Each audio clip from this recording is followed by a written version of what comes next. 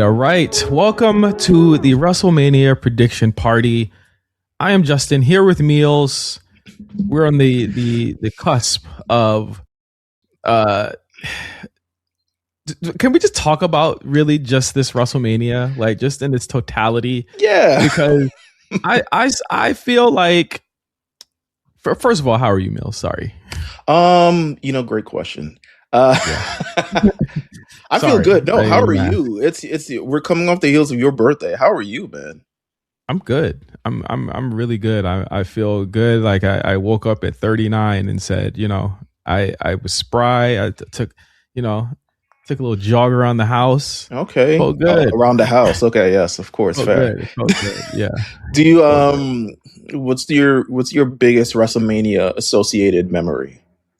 For your birthday, since they come around because the same it's always time. It's always around my birthday. I would think probably just going to 38 with the boys, and for my bachelor party, it was probably one of the most fun trips I've ever had, and it was probably like one of the best live show experiences I've ever had. Oh yeah, seeing Stone Cold wrestle for the first time is probably like that's insane. Like. You don't get to get that back. I got to see him wrestle his last match, possibly.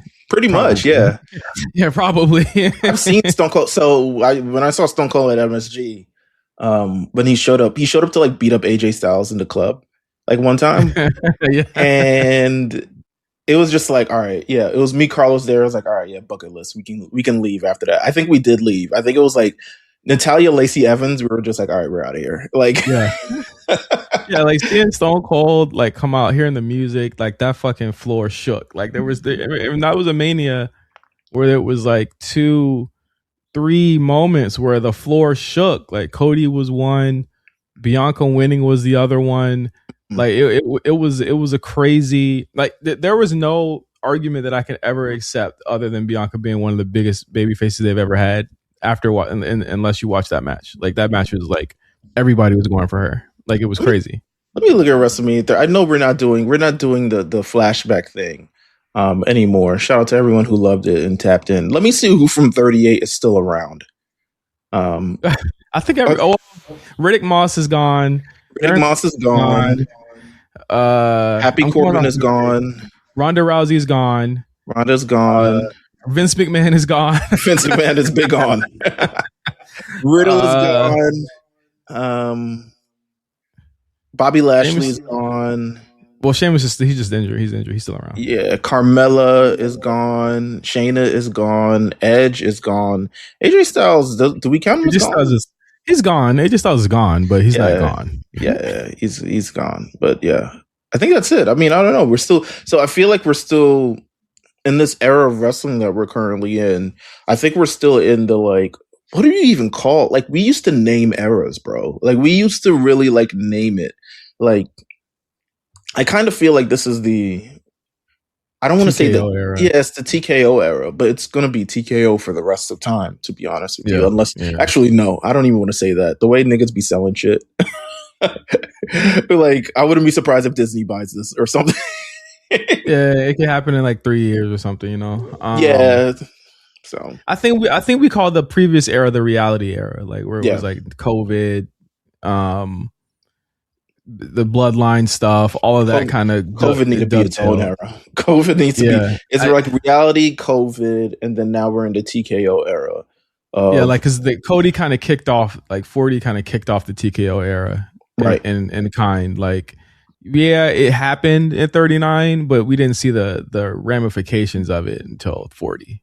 Absolutely, we had that kind of that changing of the guard from Roman to Cody, and where we're at right now, and I guess like this being the technically second pay-per-view in the TKO era, there's a lot to live up to, and I think that when we did this show last year, I think we had a lot of high hopes for what could have been. I think we had predicted pretty much, other than Jay winning the Rumble that last year, we had kind of predicted kind of like where we were going, and we had high hopes that the card would outshine the build and the matches that were presented.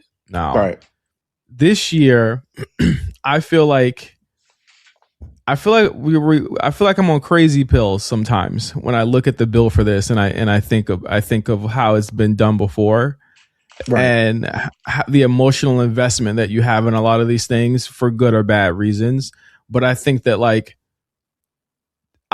they have kind of went back to the core of what makes a WrestleMania build kind of pop, where it's like, okay, you got a couple blood feuds, you got a couple of like really bad, like, you know, really bad attitudes between some of the guys. But I think ultimately these are matches that people wanted to see, and some of these matches are first time matches. Some of these matches are matches that have never happened before, and I think that that's the type of shock and all you want to see. But I think that from the outwardly, externally rather, to like people who talk about it, it's like there is no build, nothing makes sense, this is all stupid.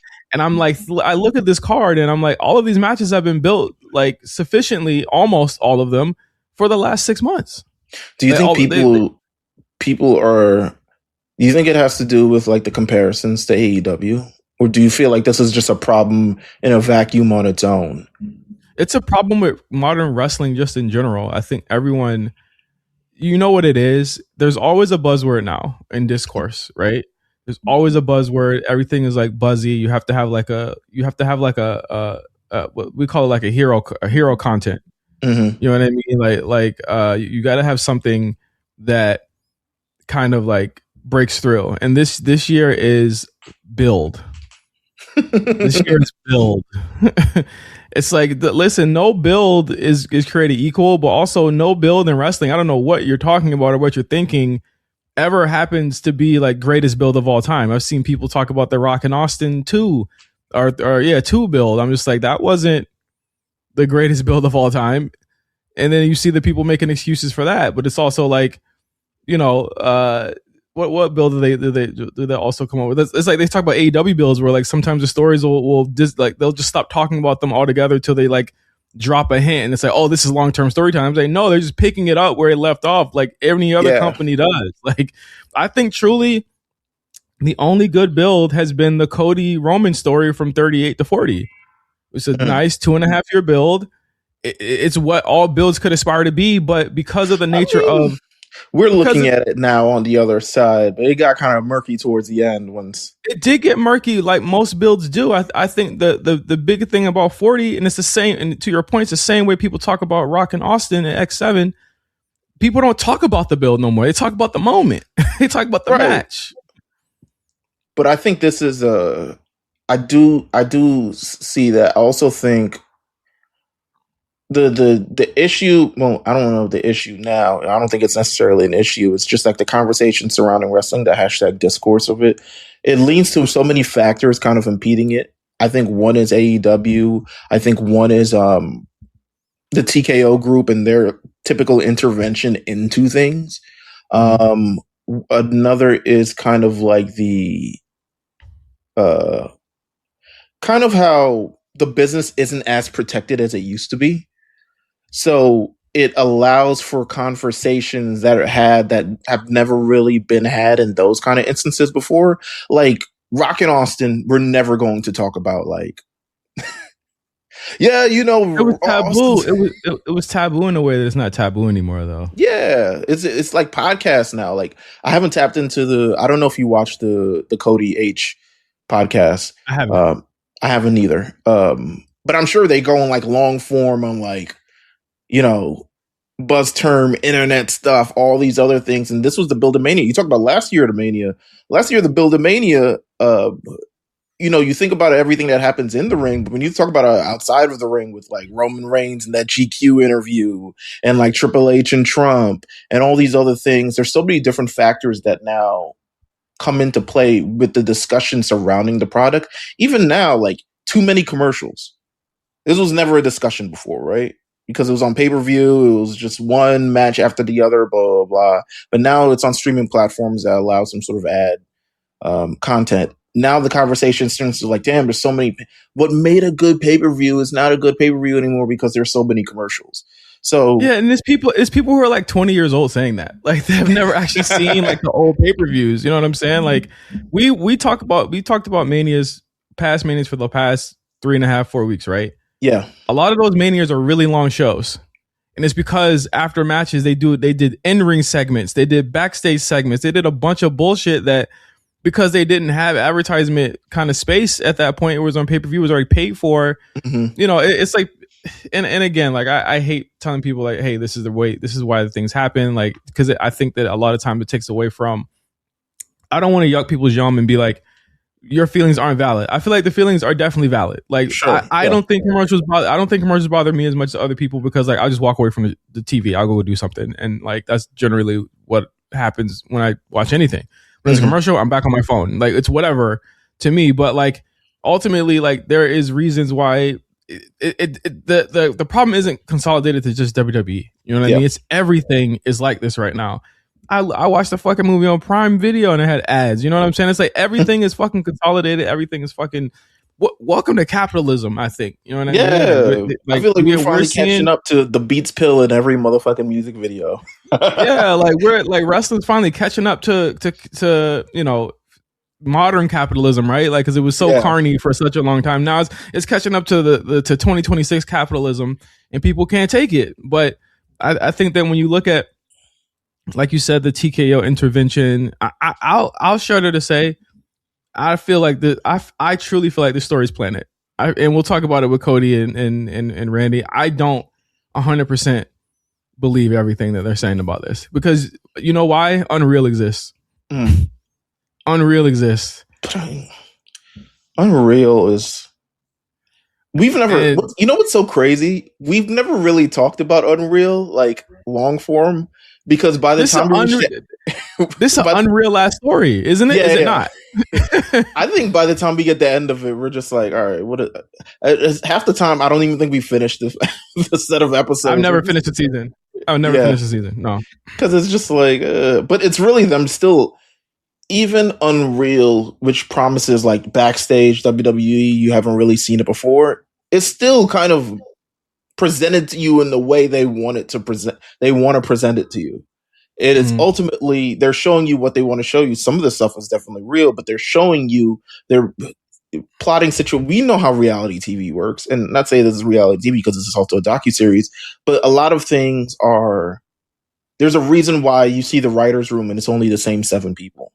You know what I'm saying? Instead of the 30 other writers that they have hired on. There's a reason why you don't see niggas fighting about contracts and all types of other stuff on the thing. So it's just the wrestling discourse. I mean, it just is what it is at this point. There's nothing really can change it. There's some benefits to it. There's not some benefits to it. Ultimately, I feel like the business of pro wrestling has reinforced a lot of the way how we think and we approach things just outside of the world of wrestling, but also the people inside the world of pro wrestling are so insular to anything that actually happens outside of it, because they're cut and dry with like what success really means for it. And I think that happens on both sides. It happens for WWE stands and then AEW stands. It's like looking at ticket sales, it's like, why do y'all care so much about ticket sales right now? Like, our seats, like I'll make my jokes, yes, but like ultimately both companies is making money, but ultimately both companies are making money. You know what I mean? Ultimately, and I think that like it's just not comparable. I think that there's so many, and again, to go to the top of this conversation, buzzwords, buzz phrases, discourse, conversation. There's so many things that are feeding into this show. Yeah, where it doesn't feel like a show, but feels like it's content for discourse to be had. Right. And I think that people are fully prepared, whether this show is good or bad, to say that it is the worst shit that has ever happened before in life. I think that we're fully there with this, because when you say the build is bad, or you say something like what's happening with Cody and Randy is the worst thing ever, this Mania is doomed, you are then shitting on everybody that in matches that we'll talk about on this. That I think the performers will do extremely well. I think the stories are well done, and I think that we're taking away because the thing is like Now the discourse isn't black men on the show no more. You notice that? Yeah, it's not. You notice that the They all discourse, over this bitch. Just singles, tags, the niggas is all discourse, over. the discourse isn't like black men ain't singles matches no more. It's the discourse isn't how many black men or time why or women or nothing. It's now all of this now. So like again, I'm prepared going into the show that like this is not a show for a lot of people. This is not a show that people will be consuming in a like, I hate to say critical way, but like they're not going to be consuming it in a way where it's like it's completely balanced and fair on both sides. Like I think people have made their minds up largely for factors. Ticket prices are high. Your ass wasn't going. Right. This person's not on the shakes. Like, you know what I'm saying? Like they're judging it off of factors that don't actually matter to them. And right. I think that is a difference between this Mania Vegas and last year's Mania Vegas, which was seeped in. We just got fucking Trump back in office. There was a bunch of fucking unrest. There was a bunch of fear. There was a bunch of shit, and WWE feeding right into it. John Cena's heel turn, yeah. John Cena's heel turn. Now there's a flip to it where it's like, okay, we're gonna get back to, and I say this about this show on both of these nights. This has been a chaotic build. We didn't know what we were on the show almost every week saying, I don't know what the fuck's about to happen at WrestleMania. We had no clue what was about to happen. This has been a chaotic. Wheels fucking going off the rails, twists and turns. You don't know what the fuck. This has been a crash TV at its best for 2026. But I also think the narrative, and it's kind of coming around the dirt sheets of like WrestleMania not finalized, it's reacting to ticket things. Ultimately, at the end of the day, we look at this card on paper. Might be the best card in years. Yeah. And I'm talking about even through all the WrestleMania. Like when we look at cards, in terms of like, not even just the event and what happens afterwards, because we'll be the judge of that next week, essentially. But when you look at cards, like just from top to bottom, like the things that are on this card, ultimately at the end of the day, I don't think it's not even usually in Triple H's nature to book an Obafemi versus Brock Lesnar, because you have the possibility of cutting a young talent off at the legs. Yeah. But because of essentially there's demand, the interest, maybe even the people involved who want to see this happen, it's actually happening. Like this card from top to bottom, where it features ladder matches, fatal four-way matches, unsanctioned matches, championships after championships, main events after main events, the top guys that people want to see. This card from top to bottom on paper is one of the best WrestleMania cards laid out. Maybe since Jesus Christ, like, I don't know, 39 was really good as well, but this is like, it's incredible. So I want to get into the card. I want to start getting into the card and kind of like how we typically cover it. While we do know the Saturday and Sunday, just a heads up for everybody as well. We're recording this the Friday of the week before. The week before. So if anything happens on SmackDown and the subsequent Raw, we'll talk about it. Subscribe to the Discord. Come to the Discord. Hit us up on Twitter. Patreon.com/The A Show RNC. I recommend, don't come in here starting no damn problems, but I always recommend the Discord is one of the greatest places to be. It's a $20 fee. We're currently figuring out the mystery of something right now. And well, people were shook, to say the least. But we'll be able to announce it there. But like, we have 14 fucking matches already. Like, like this is nuts for a card. This is the embarrassment of for a Triple H card, right? Let's see. Let's get started. Want to go through the undercard first, or let's go through the undercard. I was waiting for the obligatory police sirens to continue passing by, but this is how the show is starting. Where would it be without a mid-afternoon crime afoot in New York City? The undercard. Let's start with it's a 6-way now. Penta. Yeah, it's a 6-way because Rey Mysterio got added to this match this week that we're recording this. So it's Penta versus Javon Evans versus Dragon Lee versus JD McDonald's versus Rusev versus Rey Mysterio. Now the rumor was that Rey was injured and that's why he couldn't do the Gunther match because it was rumored that it was going to be Gunther. Gunther disappears for a couple of weeks, whatever. I'll say this, like a lot of speculation and things that have supposedly been happening or supposed to happen. It feels weird this year because it feels like whatever they're doing, a lot of people like are saying, "Oh, that was always a plan all along," or "That wasn't a plan all along," and this is what happened and it changed or whatever. And it's like, well, Rey Mysterio getting injured is definitely something that happens like every 3 months, but it also feels as though like, it also feels as though like now like the pieces fit for where he landed and where Gunther landed, like right, like to be honest with you, in context of kind of Gunther's run. If he's facing Rey Mysterio, he putting Rey Mysterio in the dirt, right? Like this is considering John Cena, AJ Styles that came before him. It would have to have been time for like people would have been like, I don't know, is it over for Rey? And to be honest with you, I'm sure Rey Mysterio is thinking of like, yo, when am I going to wrap this up? But he also probably loves buying Louis Vuitton belts and shirts and pants and shit. But this, I mean, by all stretch, this is a great solve, great action. I was wondering because I was like, okay, these people are on the show, but like there probably needs to be a little bit more of attraction on it, and Rey Mysterio adding to it is. So we have the Intercontinental title ladder match, 6-way ladder match. Penta is defending his Intercontinental Championship against Javon Evans, Dragon Lee, JD McDonough, Rusev, and Rey Mysterio. Rusev. Oh, all right. Well, Rusev. Let's talk about Rusev first. No, I'm not going to do that. We're not going to talk about Rusev for a second. I mean, or any second. You listen. It's probably in his contract. Oh, sure. Yeah, sure. I mean, he's got maybe a year left on his contract. So it's he gets another one in, to be fair. Yeah. He'll be back. He'll be back. I think JD McDonough was on it. Was he on it last year? Was he tag team champions with Finn last year? I forget. I think what were they doing last year?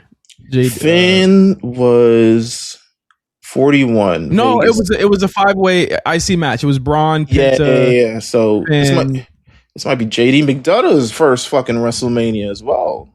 Yeah, I think it is. But can I just say that when Penta like introduced this match, I got so fucking hyped. That shit was hard. Like promo Penta is a different breed. Let me tell you who's more hyped than you. Fucking Penta. Who? Yeah. Penta was like, I'm on WrestleMania, baby. You can't like, this is just a guy. And the thing is like, I feel sometimes I like feel bad for Phoenix because like Phoenix, and this isn't a knock on his like his in-ring ability. His personality's not there. Like Penta's personality is all through the way he walks, the way he talks, the way he does moves, the way he like does anything. Like he is the atypical, like, just he can do everything. I can't see a world where this guy turns heel ever because he's just so beloved. And even if he turns heel, they'll fucking love him even more. You know what I mean? Because like he's just that much cooler. You know what I'm saying? Like they found something in him. And they've cultivated something with him that I haven't seen since Lucha Underground, when he was like one of my favorite parts of that show back in the day. In terms of Penta, I mean, to be honest, it probably took too long to get here. To be honest with you, just keep it real. But I'm glad that he's here. I'm glad that he's getting the shot that he is. He's box office, man. Like he is someone who is going to be. I think he's shown in-ring capability, connection with fans. Ultimately, the biggest stark difference between his AEW run and his WWE run, and I'm not going to shit on his AEW run because I do think that they presented the Lucha Brothers very, very well in AEW as a tag team, and then also kind of a singles kind of. But they never reached the heights that they're reaching now. And then he's never had the connection with fans that he's had now. They very much position them as wrestlers, where Penta is kind of like, a little bit, there's a cultural end to it. There's a connection with the people end to it. There's everything, like he's presented when he shows up on AAA. It's like, oh shit, Penta's here. Wait a minute now, hold on. Yeah. So he's been a great ambassador and like a great champion just as well. I'm glad that he's finally here. However, he is unfortunately not the person I want to win. So who is the person that you want to win? I want Javon to win, man. Get Javon at Cricket Wireless fucking, I meet can and greet. deal with the pain. Get him at, nah, man. I think Javon will have a great moment. I think that he'll definitely probably just steal the show. But I think this is Penta's to lose, dog. I think that I see a long run in his future for this. Like, if they're not strapping him up to the World Heavyweight Championship by the end of this year, I think we're doing something wrong. I really do. When they announced that kids from 18 to 25 are automatically going to be enlisted for the draft, I was like, not Javon, right?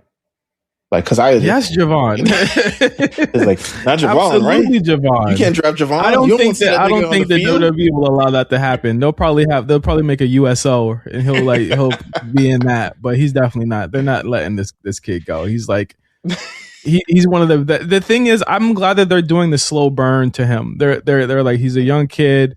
We're gonna put him in like these really great highlight matches, and then we're gonna find a really good place to put him at. I think this is a good spot to put him in. And again, like these are all. I mean, Rusev is kind of like the odd man out here, but these are all people that we know they're capable of some crazy shit, and I can't wait to see what it is. So I'm ultimately at the end of the day, in terms of who I think will win. Actually, no, fuck it. I'm gonna pick Javon. I think Javon will win. Don't be irrational, man. I'm not gonna be irrational. I'm not. Don't be irrational. Don't be irrational. Because I know you're being a little irrational right now. I really do think now while Penta is great and all this other stuff like that, I really do think. By the way, yeah, but shit, nigga. You know what? Dragon Lee technically could win this too. I think he's been getting a push. He's been presented a lot cooler over the last like 3-4 months with the tag team with AJ Styles and then him sliding for AJ against Gunther and a lot of other things. He's been presented as less of a dork than usual. Yeah. And then he's also featured on AAA plenty times. That's what I was gonna say. I feel like the way he's presented AAA, they've started to kind of coalesce with that on his main roster run too. Maybe he needs to beat Dominic for that AAA Mega Championship. Maybe he does that. It could happen. Wherever that ends up. Anyway, shout out to Rusev. I mean, don't get too high on the ladder, nigga. You ain't got, I'm sure you got health insurance and all the other stuff, but don't hurt yourself. We gotta get you back in Vegas for Monday. You know what I'm saying? Yeah. Next one up.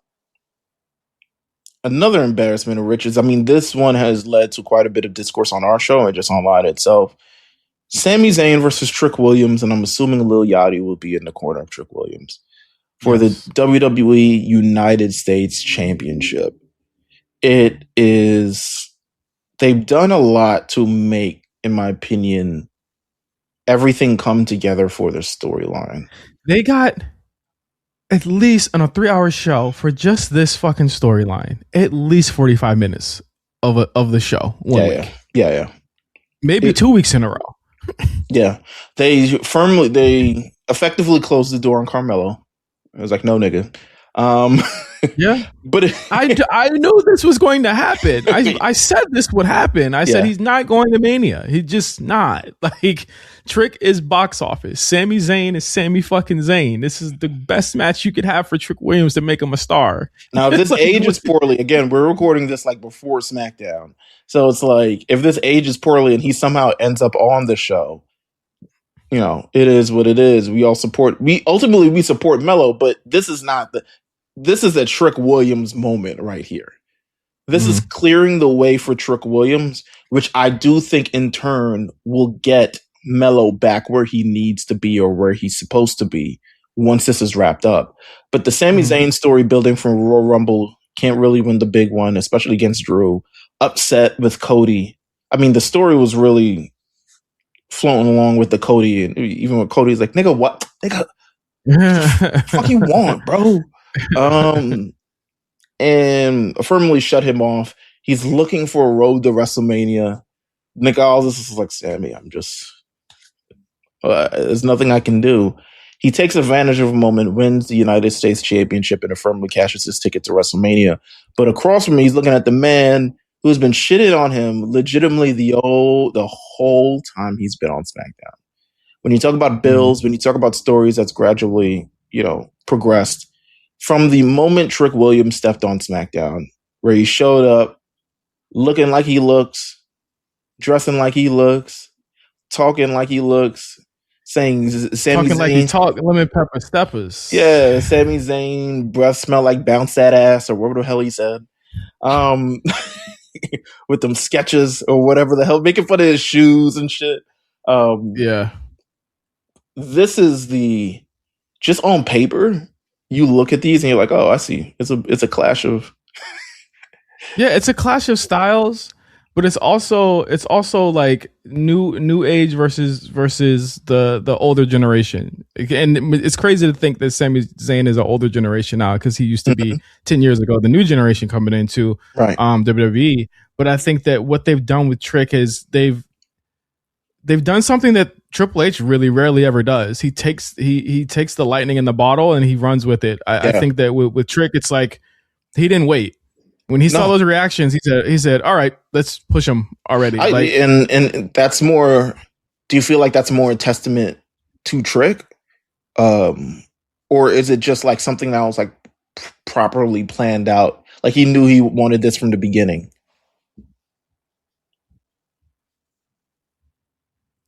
Yeah, I mean, I think a lot of it is a testament to probably how his coaches and how Shawn Michaels and how everybody in NXT really looked at him. I mean, he carried that TNA championship. He carried NXT just in general last year. That was extremely successful. But I also think that like we should be like we pick up on the fact that like Trick just has a hold on the crowd. Like I said it on the show a couple of months ago. I was like, it's going to be very hard for them to keep this guy a fucking heel. It's gonna be very, very tough to keep him a heel.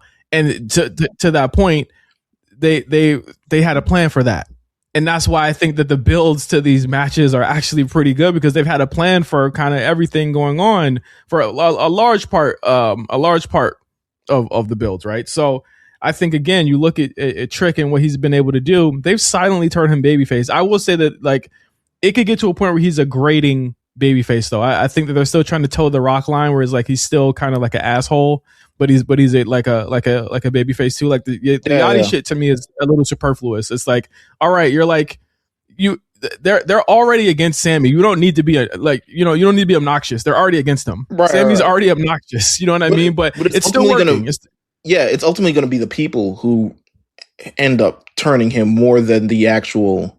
It'll be a response to the reaction. The people will have crowned Trick theirs. Yeah. And I think that's how The Rock ultimately ends up turning, right? The Rock was as entertaining as possible as a heel in 1998. To the point where people were saying his catchphrases, people were doing his dumb eyebrow, people were wearing his merch, to the point that it was so undeniable that it was like, all right, we got to turn this. After WrestleMania, I think it was 15, they were like, all right, we gotta flip the switch. I don't know how much longer they can wait with this one. It really depends on who they go against. But Trick is are we picking Trick here? Are we picking Trick to take it? I'm not picking Trick. What? All right. I'm not picking Trick. I'm picking Sammy. Talk about it. As Trick would say. I think that there's a lot of meat on the bone for Sammy to be the cowardly running champion and for Trick to chase. And you don't want to just give that away yet. Like, if more than anything, WWE loves the chase. Damn, I hate logic. And honestly, WrestleMania isn't where these storylines end. This storyline is just beginning between these two. And I think that it wouldn't make sense for Trick to just beat him in one, especially with the way Sammy's like, they're kind of setting it up. The Sammy's going to do something real fucked up to win. and I think that that's going to solidify him being a heel finally. I think, I don't know, seeing the run of, I think the Trick and A era really showed a lot to various people of various things. I mean, Trick standing across the ring from The Undertaker and holding his own. Trick going to a whole other company and kind of like propelling it and pushing it up. I think those are a lot of like, okay, there's a lot of reasons for this to be happening here. But I also think, I don't know if Trick is the vehicle for Sammy to tip over the edge. I've always felt like it was an internal thing with Sammy. It's just an internal voice that's speaking to him. It's an internal thing that's kind of something that's getting to him. It's always been like, am I good enough? Will I be able to kind of do it? And I don't know if Trick will be the reason or the conduit or the catalyst to really, I mean, he could be the catalyst, but I don't know if it's going to be the conduit to carry Sami Zayn's evil persona. So I'm going to pick Trick here to win and kind of set Sammy off. And then he has to make a large decision. It was crazy. Yeah, essentially he has to make a decision what he's going to do with things moving from here. Yeah. And then we have another kind of like this is becoming like grudge matches. I think the undercard is like, other than the ladder match, it's all like grudge matches under here. It's all like matches that have like pretty much been built up over the past 3 to 4 months. I mean, really, in Trick's case, this is his whole life. Yeah, is waiting for this moment. But we have the Demon, Finn Balor versus Dominic Mysterio. They've announced that it's going to be the Demon ahead of time again. How do you feel about it? Gotta sell tickets. You know, the Demon. It's been what?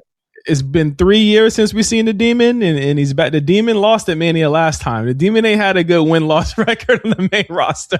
I'm gonna give it a buck. I don't even know if that artist, I think it was like, yo, miss me with that. I'm not painting all this shit on you just to lose. Yeah, you know what I'm saying? So it's a good way. I don't know if the Demon is necessarily, he never used the Demon against Damian Priest when he probably should have. Probably should have used the Demon, but the thing is, the Demon only come out when he like big, like, all right, I gotta put a nigga away. I gotta put a nigga in the dirt. He didn't feel as though he had to put a nigga in the dirt yet. You know what I'm saying? And that's why we getting the Demon now. That's why the Demon has come out of hiding now. What do you think a Vegas Demon looks like? Well, there's a lot of things a Vegas Demon can look like. What do you think Finn Balor, the Vegas Demon, would look like? Dude, I don't know. I hope there's a new take on it. You know, I could do without the tentacles and the hair and shit. I could do without all that. Why don't you want the tentacles in the hair? That is like the iconic Demon look. Is it? Yes, it's the Demon look. I thought that was like WWE's creative incorporation. I felt like the Demon didn't have that. That's what it's been for the past 10 years. He's been in WWE longer than he's been in New Japan at this point. Yeah, you're right. I don't know. I could use a new take on it. You probably do some, branding, brother. Kanye shit. It's written by Donda. Let's see. I don't know, but I'll be honest with you. This is one of the matches that I'm like, I don't really care for.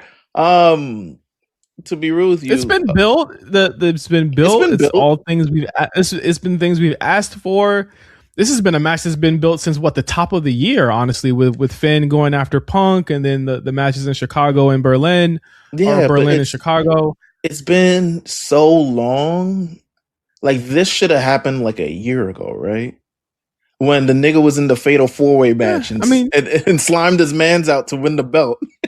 The Judgment Day drama it was up and down, but I can't say that you can't say they certainly didn't have an impact on the show that they were in, and they slotted them into places that they needed to be in. And I think that right.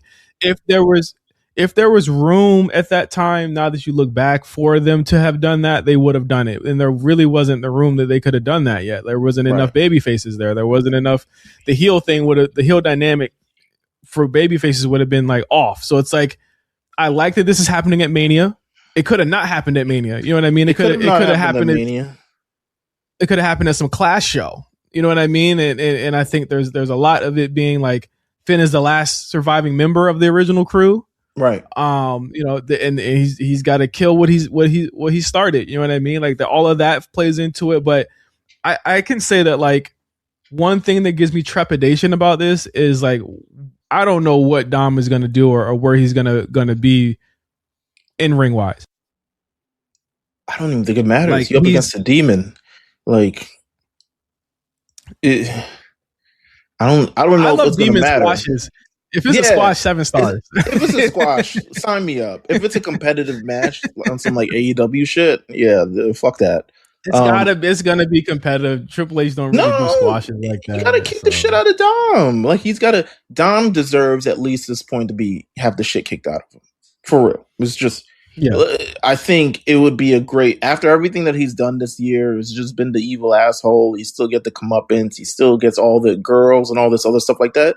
He deserves to get the shit kicked out of him. So we're waiting to see it. Yeah, I'm picking Finn Balor to kick the shit out of him. Hopefully it's not some sort of 50-50 match. I'm sure it'll be presented. Define 50-50 because like 50-50 could mean like, oh, Dom's giving as much as he's getting. He's kicking out of shit. I think he's going to cheat a lot. I think it's going to be a match with a lot of cheating. And ultimately, I do also believe Finn will come out on top. I think that the Finn babyface turn is something that we've waited to see Triple H do. We waited to see Triple H do the Finn Balor babyface turn for a long, long time. Did Finn ever whoop out the demon in NXT?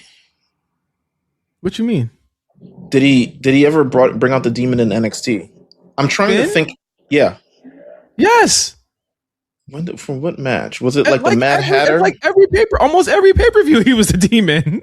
Really? Yeah, what are you talking about? The first run or the second run? The second run he didn't.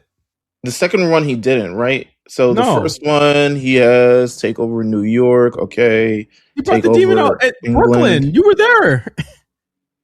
But, you know, I wasn't really tapped in, to be real with you. Like, we just saw the greatest women's match of all time. Niggas ain't really give a fuck like that. But Cap, that match was fire. I gave a fuck. Yeah, it was, but it was like all after the fact. He was a demon a lot of times. He had the chainsaw. I'm not saying so. All right, here's the thing. I'm not disputing that he was a demon. I'm more so in my thought of like how Triple H books the demon.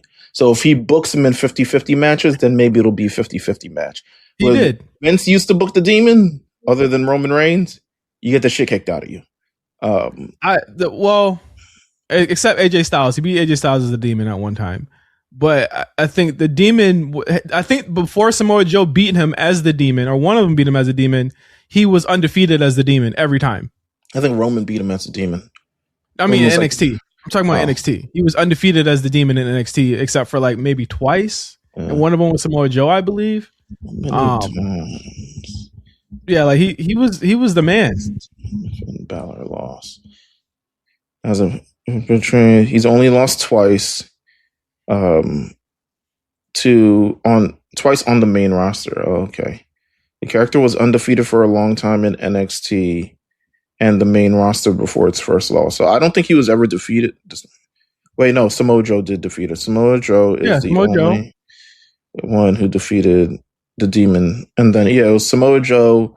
Nakamura beat him as a demon? No? Nah, Samoa Joe, Roman, and Edge. Okay, yeah. He was only lost to the demon 3 times. Like people would think that the thing is that like it's like a Mandela Mandela effect. Yeah, but I'm sure he's like, I'm not bringing this shit off. Y'all gonna make this nigga a loser. No, I don't think he loses. I don't think he loses to Dom as the demon. I think this is the rightful return of the babyface Finn that we've been waiting for, and I would love a sustained run. I really would. Like I don't know if World Heavyweight Championship is in his future, but like. If you know Triple H, like more often than not, his guys do get what he feels as though they deserve and what they want. You know what I'm saying? So like we'll see what happens there. But I just worry about like Dom meeting the moment. I think ever since he got back from injury, he hasn't been like before he got injured. I was like, oh, he's actually like really improved since he's been back.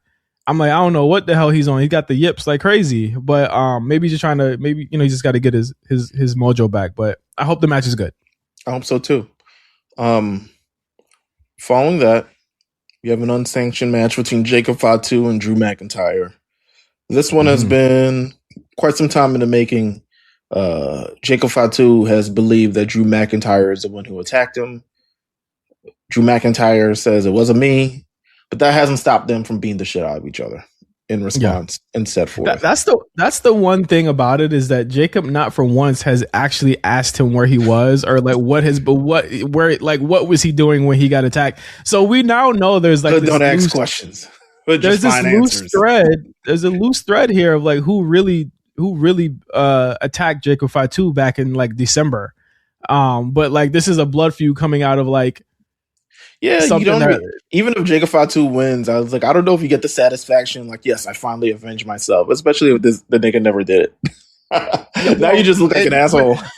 It's null and void at this time, at this point, right? And that's like it makes sense. It makes sense story wise because it's null and void. He thinks this, but this is why he did all of these terrible things for you, and he got himself into beef with Cody because of what you did to him. And then he ruined it for you again, and that's where all of this happened. Now it's far beyond the attack. Now it's about like straight up. All right, I want you deaf. Screw your kids. Screw your damn kids. Like all of that stuff. But Drew does really well in matches like this. Jacob Fatu is one of the best brawlers that they have on the roster right now.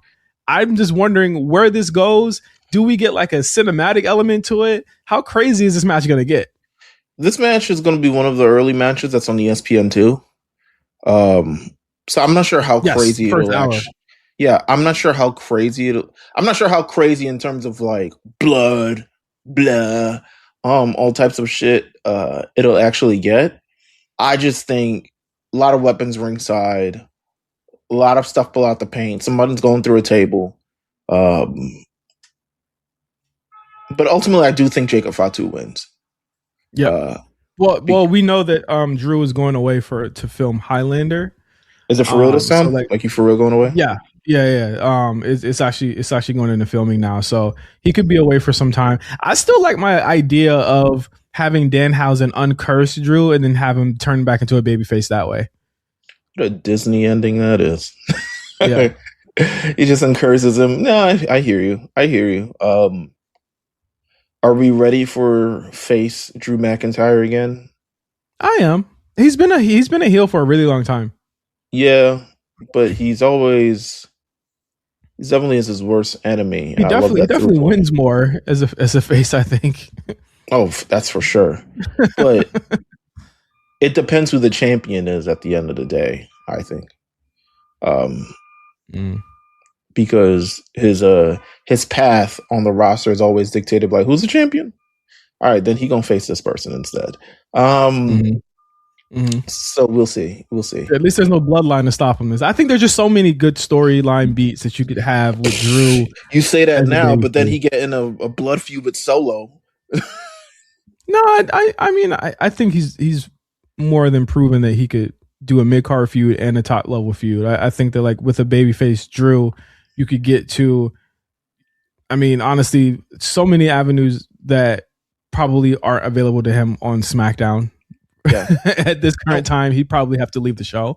For sure. But there's just there's a lot of play. I think Drew has needed a fresh coat of paint for a while, and I think him turning babyface will definitely be that, to me at least. But Jacob is on his way to, in my eyes, I think like world title is in his trajectory currently in 2026.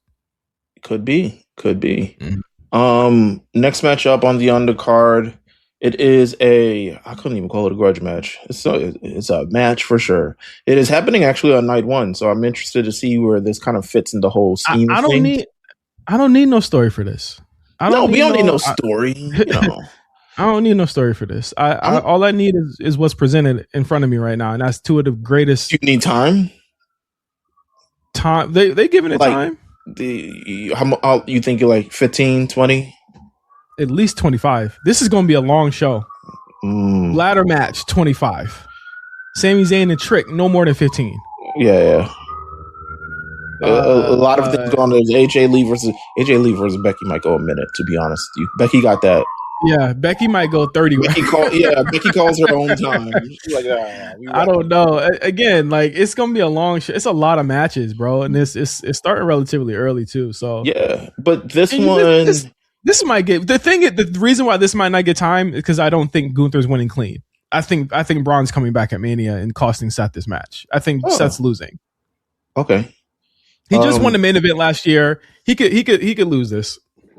Yeah, I could see it. I mean, I think they still want to build the trajectory of Gunther in the way towards heading towards SummerSlam for a potential match with Brock. So if we're making him look strong, Gunther's definitely winning this. I think Braun comes back. We start building that feud that way. So I'm also picking Gunther to pick up the win, but I'm expecting a lot of good things from this match. Gunther don't lose. That's like the thing. This is Seth's first match since November. Yeah, since Crown Jewel. So let's see how it goes. I hope he's warmed up. He's been cleared for a bit. So he's all right. He'll be fine. Let's get into the attractions of the show, and I call this the attractions in terms of like the people who are involved, the potential for the chaos it could be, and we'll do this in reverse. Let's do this in reverse. Yeah, we got to. The matchup between the Vision and I Show Speed versus the Usos and LA Knight.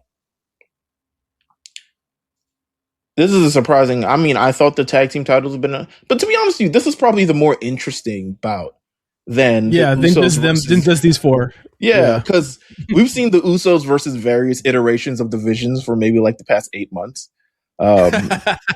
And this is still one of them, to be honest with you. Yeah. But honestly, and LA Knight versus various iterations of the Vision. Honestly, too, Braun could come back here and spear Speed. Hey man, talk about it. That could happen too. This is on night one. It's on night one. Same night. Same night as Gunther. Yeah, so I don't know if you give it away that early and then have them run it back later. That thing. On ESPN, you give it away in the first hour and say, is he gonna come back for Seth? You could do that. It also protects everybody involved. How do we expect I Show Speed? Well, I want to call him I Show Speed. Speed. Niggas is only niggas online in WWE call him I Show Speed. I wouldn't give him a lot to do. But we got a spot for him for sure.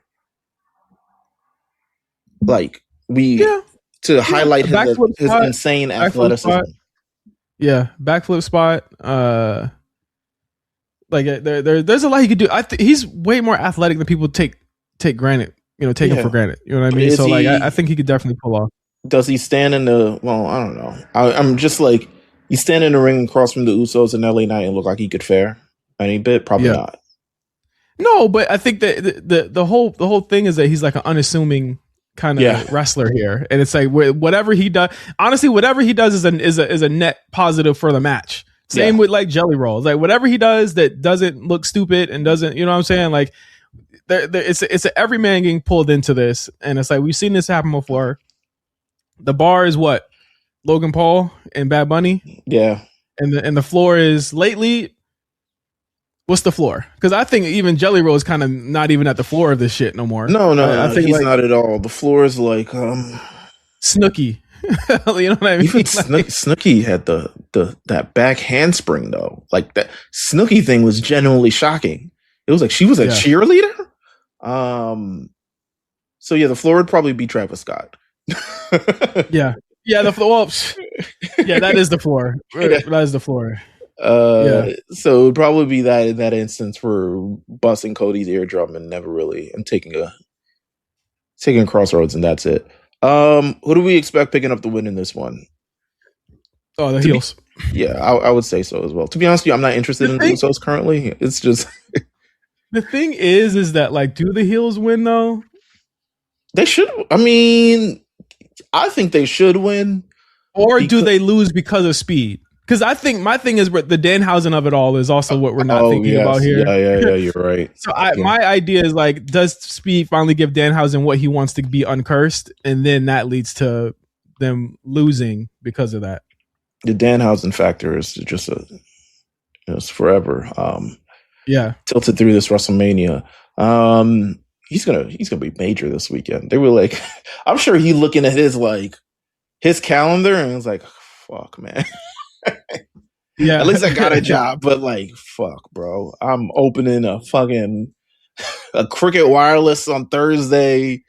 I'm at whatever replaces Wale Mania. Fucking West Side Gunna Mania. Yeah, whatever. I'm at fucking Tony Hinchcliffe. I'm doing jokes at that nigga. Like Danhausen's calendar has to look crazy this weekend. Let's go to the other attraction. This one, arguably one of the biggest matches built for this show thus far. Biggest in the pejorative sense, biggest in, the literary sense. It's why I can't say the bill for this fucking show is a failure. It's why I can't say it. Everyone asked for this match. Yeah, everyone. Am I wrong? Everyone asked for this. Everyone asked for this. And they gave it to you. I didn't think it was going to happen. Me either. We were like, who's going to show up to face him? The way that it was. We thought it was the way that it was. Yeah, like the way that it was introduced was one of the most. I was like, like if you just do this all the time, we will stop. You know what I mean? Like it was masterclass. The idea that Seth said, Oba, get his ass. You know what I mean? Like that. It's masterclass of bringing in two different storylines, but giving us what we wanted at the end. Absolutely, it's very rare a talent so new on the main roster gets to go up against the caliber of someone like Brock Lesnar. The only one I can kind of compare it to is Brock Lesnar. Versus The Rock. Exactly. So it's really like on a stage that's big too, right? Like this is Obafemi kind of really introduced to the world at Saturday Night's Main Event at John Cena's thing. He faces Cody, has an amazing showing. You know what I'm saying? Moves forward, ends up getting this match. Like he's someone who ultimately he also knows kind of the business of it all. Like understands the business in a way where he doesn't get too wrapped up in kind of like his placement on a card, the standings, wins, losses, all the other stuff like that. So he knows ultimately this is big box office and the opportunity is too good to pass, whether he's going to lose or not. People, I wouldn't get too wrapped up in if he's going to win or lose this match. I think people need to steady their expectations on this. Now, granted, if he wins, phenomenal. Like, you essentially set off the next big guy for the next number of years. Couple years, yeah. Yeah. If he loses, it's Brock Lesnar. Nigga just tossed John Cena 6 months ago. What the fuck are you supposed to do then? Brock, who has not been made to look weak, you know what I'm saying, in a one-on-one match at least for a while. Like he did ask them, just take me out of the goddamn ring at the Rumble. Like do it now. Yeah. But I think this is one of those ones where people are, and I think to a certain extent because people are like so upset about the Mello stuff that they forgot like Trick is also black, but whatever. I think that it's like to a point where it's like I feel like people are going to be very, very precious about Oba when the point isn't. I'll say this right now.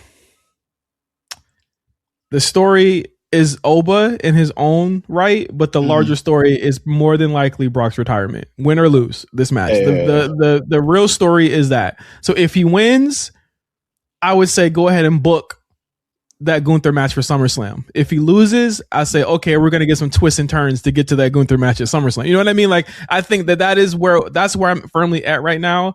I am glad Oba gets this spot. I'm going to say I'm sorry. I'm going to say Brock's going to win, but I think Brock's going to cheat to do so. And I think that is also going to be part of whatever story they're trying to do. Mm-hmm. Brock has not been able to get the upper hand on this motherfucker for a month. There is no way he's gonna, like, we saw that. Like, I would say go look at the Goldberg thing as a good litmus as to how to do it. Now, if Brock wins and they run it back at Backlash, that works too. I think 3 matches with these guys works. But one thing I don't think Triple H likes to do, and I said this before, is fucking undefeated streaks. I think that is something he wants to get away from immediately. Oba had a completely insane undefeated streak in NXT for a really long time. and I think he's only lost twice. Yeah, he lost to Tony D and Ricky lost Saints. to Ricky Saints, and he didn't even lose the NXT title the second time. So yeah, like it's like he might have lost the breakout tournament. I think he lost the breakout tournament, didn't he? No, he won. He won because that's how he tournament. And then he beat the shit out of Dragon Lee. So yeah. So like ultimately, I don't think that he likes that. Like that, the show can't operate that way. So like I just don't think he gets an undefeated streak here. The caliber, if he's on NXT, like the undefeated streak makes sense. But the caliber of talent on the main roster is like we're not building undefeated streaks when we have so many different stars to actually build and get their characters across. So. To me, I get it out the way now. Let him be mad at you for the fucking 12 hours and then move on. You know what I mean? Like, because ultimately, like, that just is what it is. It's Brock fucking Lesnar. And I think he'll cheat the win. But I'm also, like, not gonna lose my mind if he fucking loses. I think this is a great fucking opportunity for him. But I'm also not... Because the thing is, we can already see the player now, right? Yeah. If he loses, they're fumbling a generational star. This was their opportunity to pull the trigger. What are they doing? And then it'll turn around in 6 months and like, oh shit, like the loss meant something. Like losses often mean something in the long term for Triple H because that's just the way that he fucking books these shits. Like you saw him do it to Cody or saw them do it to Cody and they did not give a fuck. They went ahead with the plan anyway. And I think this is, if they chose to go that way, that's what I think. But I think Brock's winning. What about you? I think Brock is also winning just because he's very particular about his character and how it's presented. And I do think if he believes that he doesn't have much left, he wants to make the win kind of really, really mean something towards the end. So I don't think he's going to be losing anytime soon, to be honest with you, until it's time to hang it up. So I'm also picking Brock Lesnar in this instance. Moving on, we got the ladies. Ladies. The most women seemingly the most women that's ever been on a fucking WrestleMania card, to be honest with you. There was rumors there's supposed to be up to like 6 matches for the women on WrestleMania, and to be honest, as they should. It's a very robust roster. Saturday night is the ladies' night, featuring and then there's one on Sunday, with a potential to add another. Currently up in the air as we record this. It is still yet to be confirmed if Io Sky versus Asuka will be on this card. What was Nick Aldis lying to Sami Zayn, or was he just saying that SmackDown don't have any more matches for WrestleMania anymore? Nigga is like, all right, Sammy looking whack out here. That's what it was. I think he was like, sorry, Sammy, we don't have any space for you on the card. But I don't know, with the constant couple weeks actually of Io Sky and the Jade Cargill joint, I don't know if it's immediately ready. But to be honest with you, Asuka versus Io is already built in for months. Yeah, so you can have that match anytime. Yeah. To me. So, but I do think, pending on what else they have planned for WrestleMania, 7 matches is a lot in the H era. Considering they have ads, they have sponsors, they have commercials, they have probably Stone Cold Steve Austin crashing an ATV again. They have Hall of Fame announcements. Oh my God, the Hall of Fame. I forgot all about that shit. It's a good lineup. It's a good lineup. I'll catch you on YouTube. But the women I think it's a great showcase of the women on this card. Let's talk about it from the Fatal 4-Way WWE Women's Tag Team Championship. The Irresistible Forces, Nia Jax and Lash Legend. On the card, they are defending their title against Charlotte Flair, Alexa Bliss, Bayley and Lyra Valkyria, and the Bellas. If the Bellas make it, we don't even know at the time of this recording if Nikki's ankle will be healed. I would rock it out no matter what. I feel like I know they tend to lean on the side of care in this instance, but it's also WrestleMania. Yeah. You better stick a needle in me and watch me work. You know what I'm saying? I'm not saying do anything crazy. I'm saying chill on the apron for a long time. And if anything, I think Nikki's injury potentially, depending on the severity of it, disqualifies them from winning this, which, to be honest with you, I thought they were winning this one. I did too. And I think now with this injury potentially rearing its ugly head, what a snake bitten run for Nikki, by the way. yeah. Well, I'm more love inclined to believe. I'm more inclined to believe that Bayley and Lyra have more of a chance of winning this now if the Bellas aren't okay. I think it's a great story of redemption considering everything that happened last year, and I wish they would lean into it a little bit more, especially with the Bayley and Lyra seem like friends. I feel like they always leave Bailey storylines like loose ends, right? Yeah, like because I was talking about the personality thing. The split personality thing. It just got dropped out of nowhere, and it's just like I don't know like where that was supposed to go, but it seemed interesting. Yeah, because Bayley and Lyra have history for pretty much an entire year. I mean, these were people who were friends. I mean, not friends, but they were kind of paired together as tag teams. They made it the way to WrestleMania. Bayley gets attacked as Becky. Whole Becky arc through this entire thing, but they managed to figure out how to get on the same page again, and they're heading back to the same place they were in the last year. So I think that's a great redemption story to tell that seemingly has not been, pushed in television enough. Obviously because of time, obviously because there's also 3 other teams, 6 other women to feature in this. Charlotte and Alexa, this is Charlotte's out of all the Charlotte matches, this is definitely the least intense of them all. But she's having a blast. Yeah, she's having fun. I don't know how much longer she's having a blast. I don't know how much longer this run lasts for Charlotte and Alexa Bliss. But the fact it made it all the way to WrestleMania is, I think, is a really, really good thing, because now if you ask Jade, she can't wait for Charlotte. Yeah, to be out of this tag team. it just is what it is. And you know what? And I do think when you look at the U.S. title scene, Alexa Bliss could be used there, to be honest with you, as star power to be able to really help put over women. But I love this pairing of these two on the card, and of course Nia Jax and Lash Legend. Lash Legend has been our North Star at NXT in terms of development for women. She's come on the show. I think the difference with Lash Legend is we know that she's a star, and it's seemingly like they know that she's a star too. Not just even creative wise, but also the other girls in the ring who like bump like hell for her.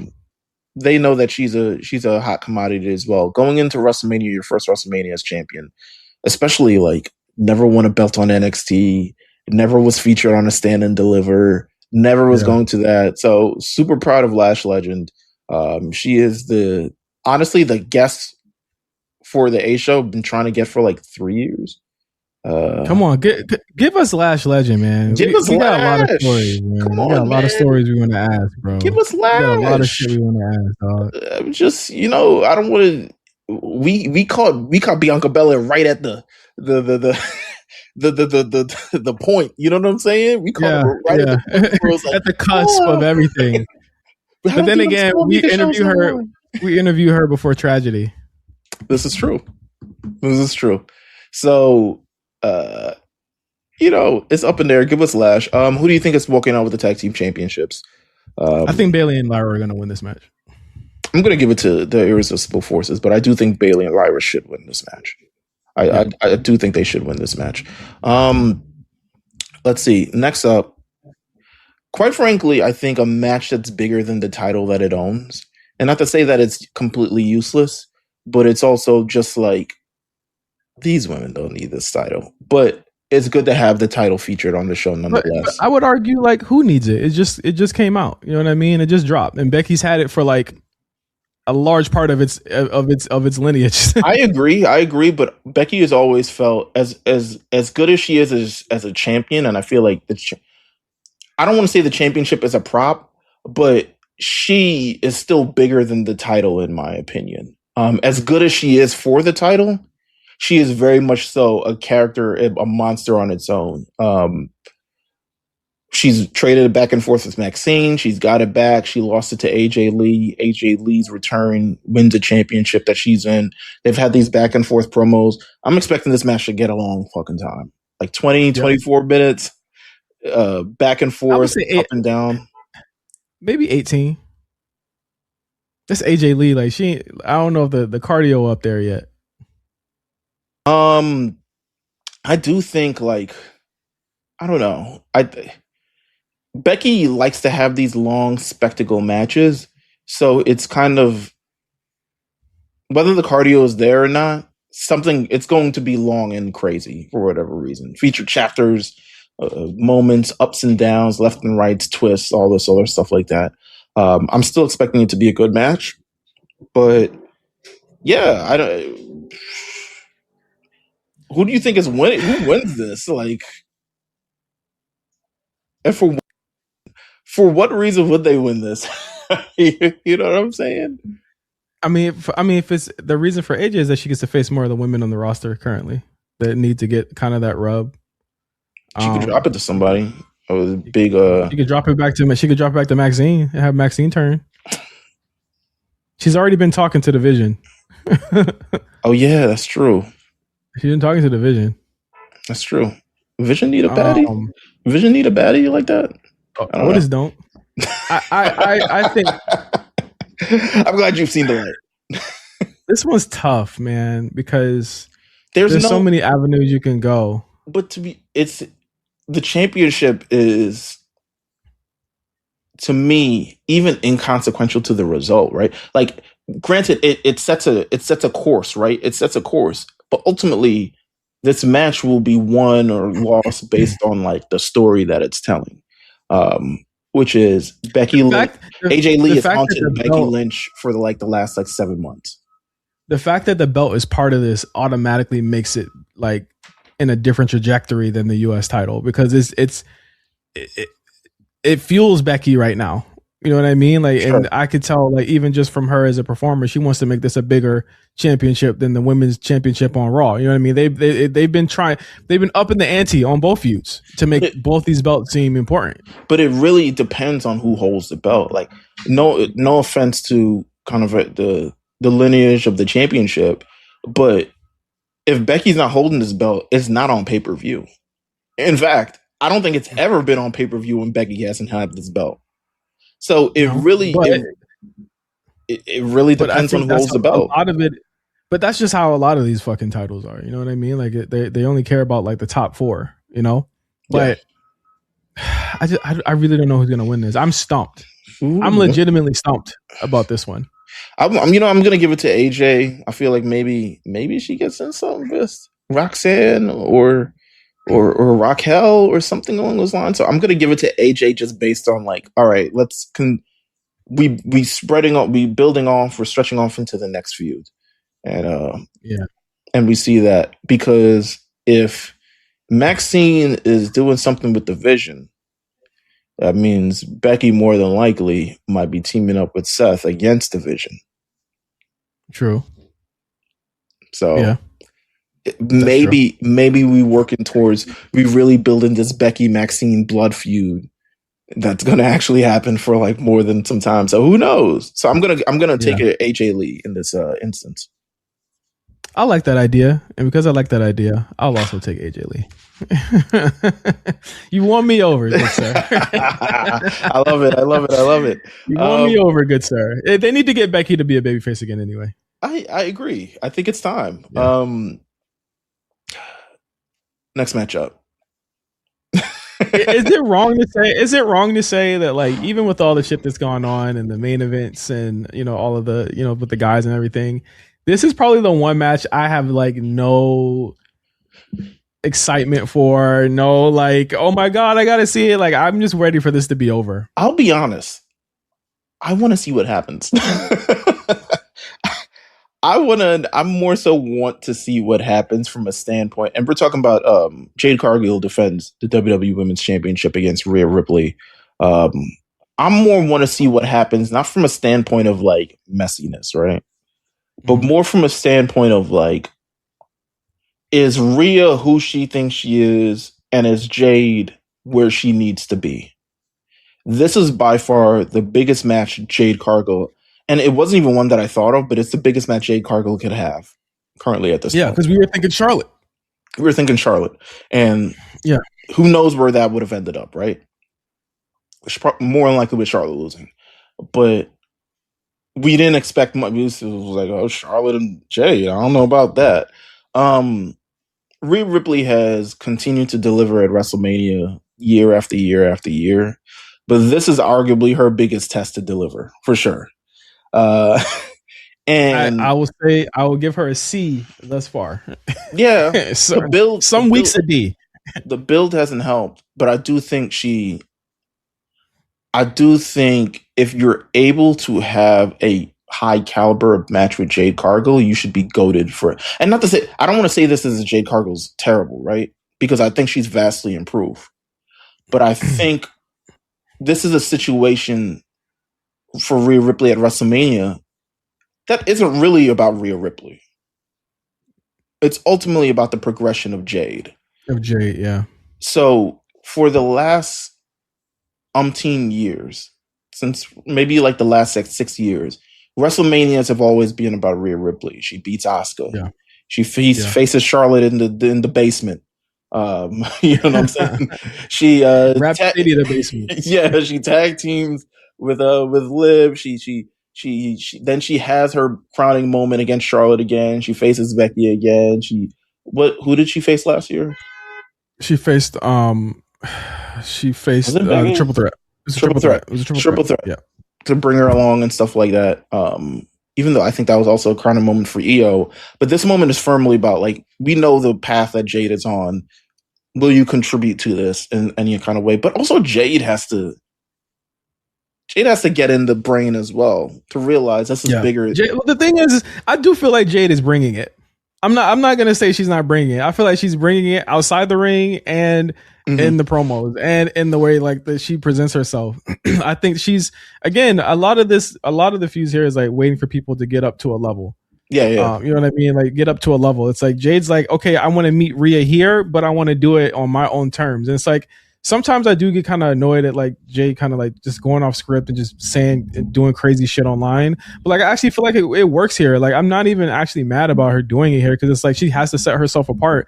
Rhea has never faced anybody like this. You know what I mean? Like this like, you know, like a real nigga. You know what I mean? She's not anyone that Rhea has ever faced. And I think that first, from the outset, when she rubbed Rhea the wrong way that first fucking week, it has not been like that. I think Rhea's been in her head about that. And I think that you could tell that she would rather be anywhere else than doing this fucking program. And, you know, that's just a shame because I think that like real animosity does make intrigue. And I think we saw that with Charlotte and Tiffany last year. And I think we could have got there with this, but I don't feel like they want to bring it. I don't feel like she wants to bring it. That's just me guessing. No. I hear you. I think Jade and Tiffany have had some great competitive matches, which I've genuinely enjoyed. I think Jade and even Nia Jax have had competitive matches. This should be a layup for Rhea Ripley, but it's got to be the balance of making Jade look good alongside with the balance of like also you're Rhea fucking Ripley. So it is what it is. I think this has the potential to be a really good match, but it's up to them. Yeah. It's up to them at the end of the day. I think Rhea's winning. I think Jade is winning. Rhea's like, get me the hell away from this lady. You might be right. You might be right. I want to go back to Raw.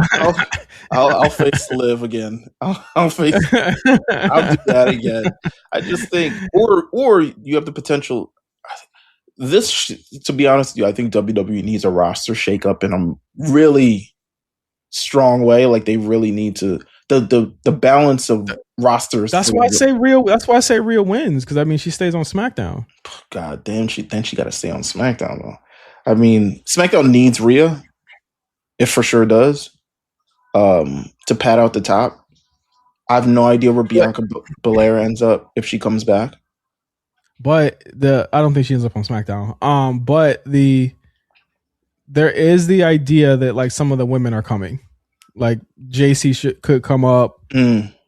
the whole Fatal Attraction could come up. You know what I mean? Like there's a bunch of women that are ready to go. They're primed to go. I would was Kalani could probably would you bring up Kalani? She should go. I don't think she's learning anything more than what she's learning in NXT right now. Yeah. And then Lola bring up the rear. Yeah. So yeah. There's a bunch of new women and Evolve that are moving up. Kelly Washington just got to NXT. Like, there's no need for like the 2022 or 2023 era girls to still be there. Yeah. Essentially. Yeah, no, I hear you. If you were in a breakout tournament in 2022, you need to be on the run. You need to be gone. Tatum Paxton need to be gone. I get why Blake is still there, but Blake also needs to be gone. It's the rosters need shaking up for sure. A lot of things need to be changed, but we definitely need them call ups. I'm picking Jade, just because I feel like we're still in the Jade era firmly. But the idea is then, if not Rhea, then who? Yeah, who beats Jade? Yeah. Has that ever crossed your mind? Other than Rhea Ripley, but if Rhea Ripley Jordan wins, Jordan Grace. Yeah. I could see it. The one person that gave Jade her best match so far. I could see it. It won't be Chelsea. I'll tell you that. No, it won't. Thank God. This one has been highly contested. This one has gotten personal. They have called each other names in languages that I can't even understand. Stephanie Madre. Yeah. Stephanie Vaquer versus Liv Morgan for the WWE Women's World Championship. I didn't expect this to get as contested as it is, but I also think it is because, to be honest, Liv is that it girl right now, and it can kind of make things work.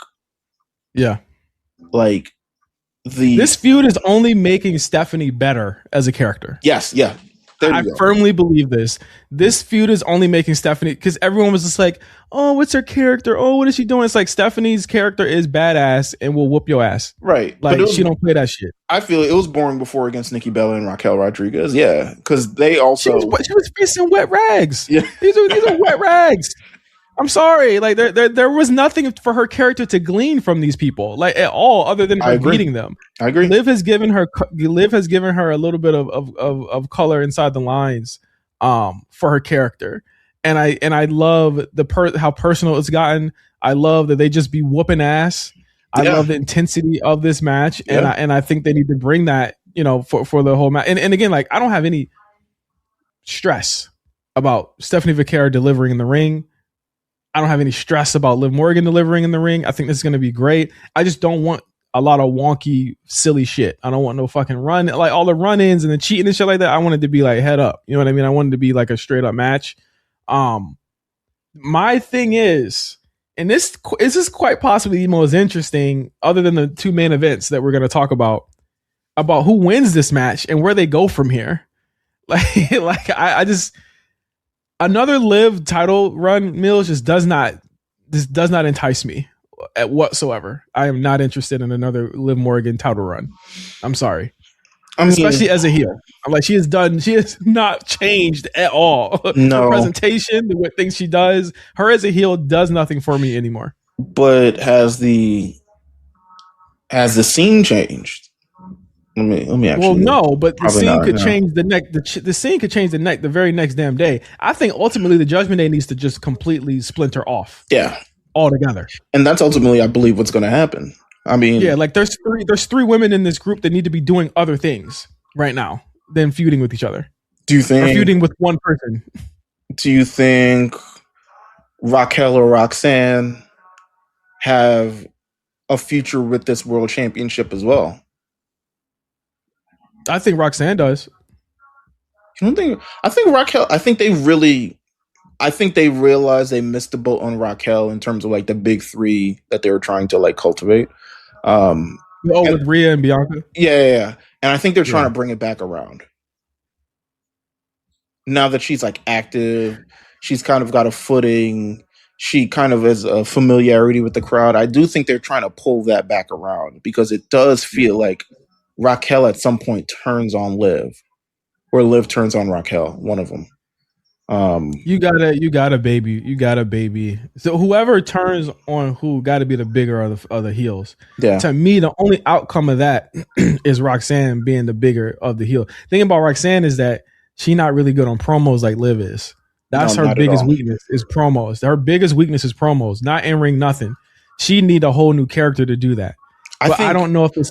I think AJ Lee Roxanne will hopefully get her where she needs to be. And the thing is, we said need to be. She's already great. She's been great forever. She's fantastic.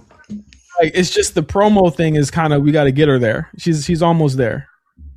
And I think she has the ability to kind of like get that footing, that like Napoleon complex kind of like footing that she had in NXT on the show as well. Whereas like, damn, she bites like that. So we're at the first match between these two. Mm-hmm. I don't think this will be the last match these two have. And I would say I think Stephanie will probably win this match. I think Stephanie wins this match. This is the beginning. Yeah, also you're trying to establish Stephanie. I think they know Stephanie is a star. I think when you look at Stephanie, you see a star. I think she has all the tools to be great from an international standpoint. And I think you use this WrestleMania to get her there. So I think, albeit Liv Morgan won the Royal Rumble, I think ultimately Stephanie Vauquer retains this title. So I'm agreeing with Stephanie at this standpoint. Liv has more. To me, Liv has more usefulness helping put Stephanie over right now, but way more usefulness on SmackDown right now. She needs to get off Raw. Liv? Yes. Oh. Liv ain't never been on SmackDown. Yeah, not in a while. And there's not in a while. Yeah, there's a couple of people they could face. So I don't know. Yeah, Liv Jordan, Liv Jade, which we could have got now. Liv, Charlotte. Like there's a lot of stuff we could do. Liv and Alexa. Liv and there's so many more matchups for her. Let them go. They gotta go. But there's something about that Raw that works. Something about Raw and her, that the Netflix, the Raw, it's the colors. Yeah. It just works. Colors. SmackDown, 3 hours, taped, other things. It don't hit all the way right. But I do think that she needs a fresher set of opponents. So we'll see how that goes. We've gone through a bunch of these matches. I think we've got through all but two. We have cleared the undercard firmly, and now we're heading towards the main event. Shout out to Bands. He's usually with us. Tale of two stories. Tale of two stories, right? Shout out to Bands. He's usually with us. I don't want him to think that we like ignored him or like didn't want him here. It's just a change of the show. Is like, look at how we're doing the show. You know what I'm saying? You're getting it. You're getting it the Friday before, like not getting it the Friday, but we're recording this when we can, essentially. So it just is what it is. Main event. Which one do we want to go through first? Well, I know you. Cody. Yeah. Cody. Any other year would have been Cody last. But but Cody. He's on Saturday. This is his first time he's like done a Saturday main event. Hey man, you get to hang out on Sunday. You get to tape some what's happening with Cody, or what the fuck they got a name. What's happening? I mean, obviously, like we're gonna go along with Cody Rhodes versus Randy Orton.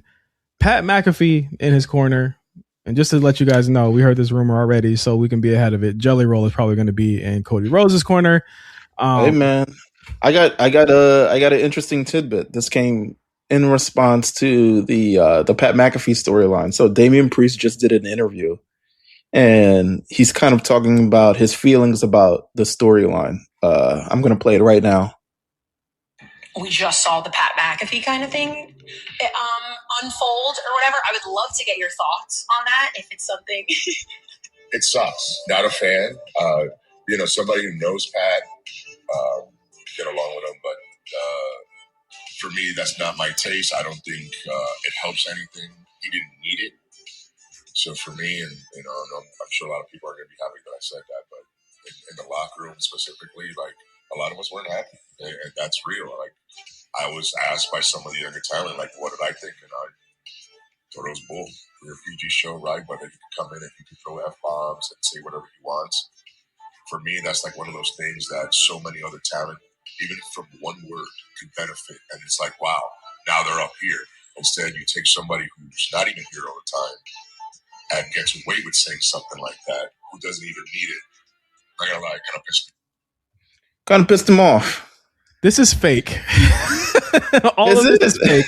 All of this is. They would never. They're so media trained, Meelz. They never say any. They never say anything that we know this.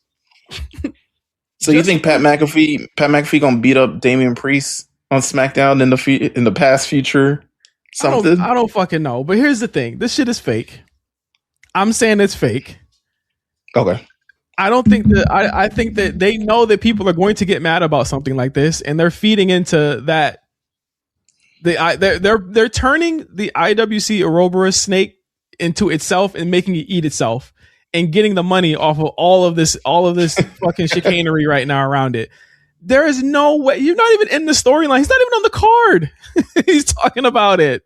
I mean, yeah, that's true. I mean, I think he was asked about it. It's not like he just brought it up out of nowhere. But the edict is, if you're not allowed to talk about something, don't talk about it.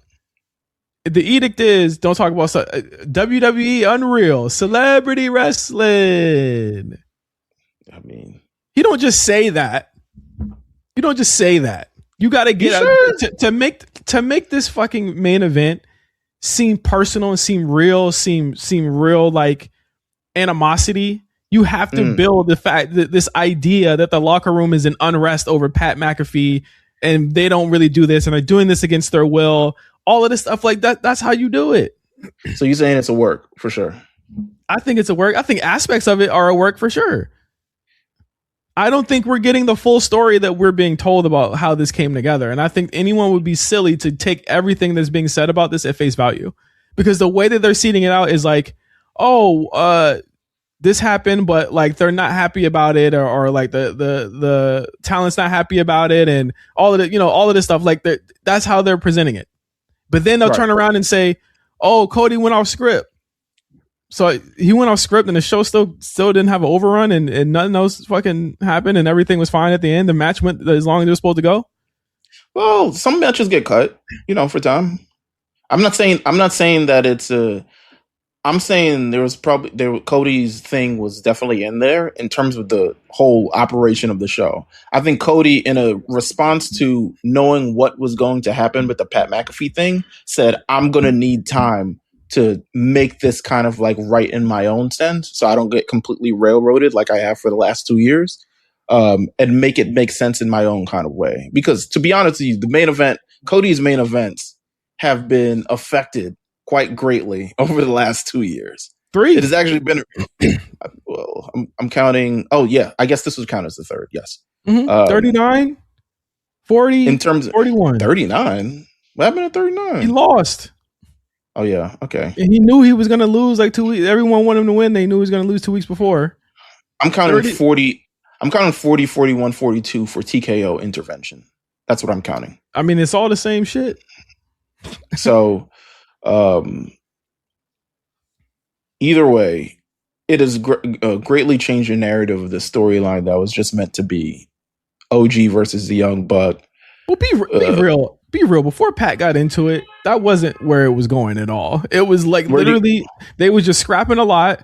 That it wasn't brought up. Only on one promo was it ever brought up, and from there it was just.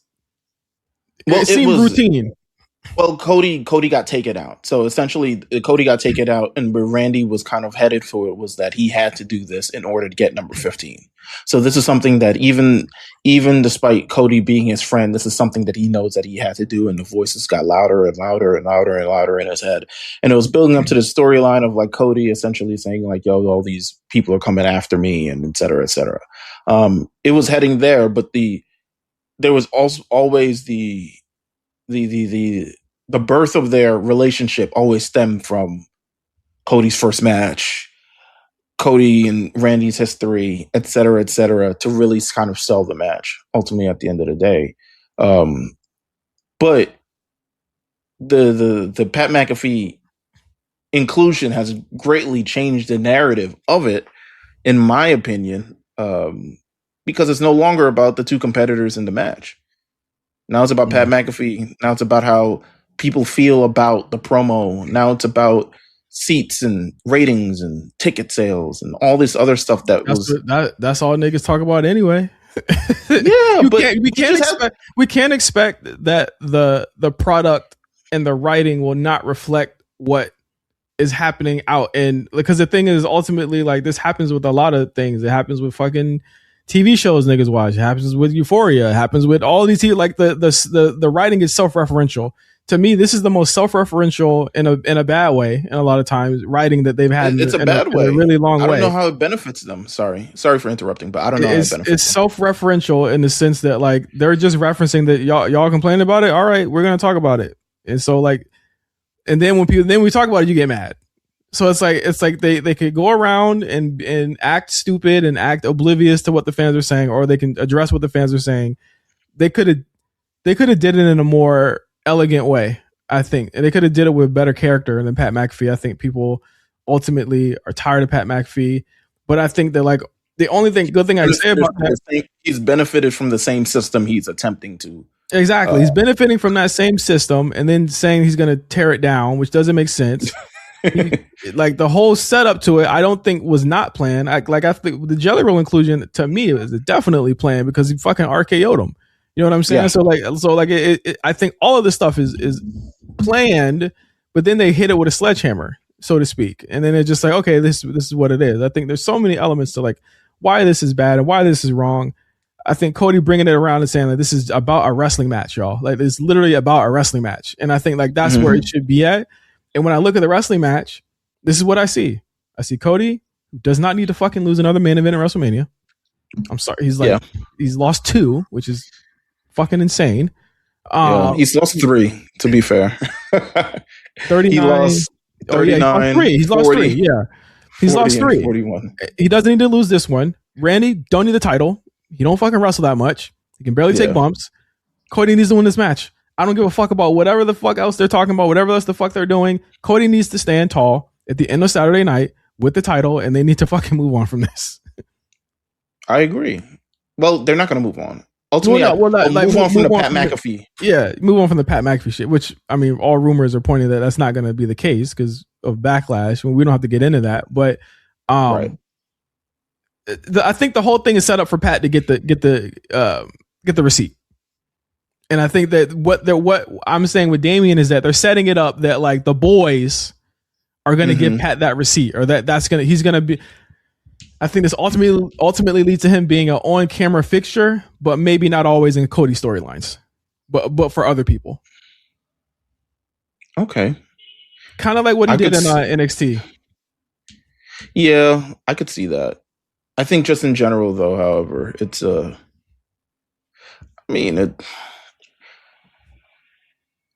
I didn't hate the build to this match at all. Not that I hate it now, right? It's not. I'm really kind of now indifferent about it. But it's just jarring, right?